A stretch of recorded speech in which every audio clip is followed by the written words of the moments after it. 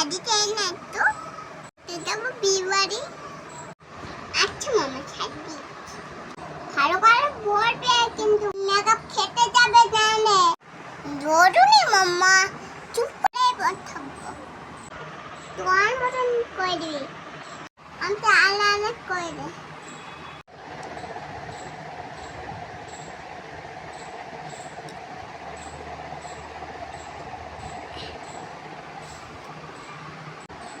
দাঁড়াবো না, দারুন দারুন।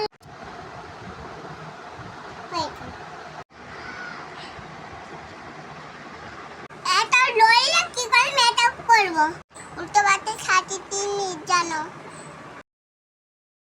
আয়না তো দেখো মোনা, দেখি তো আমাদের কেমন শাড়ি।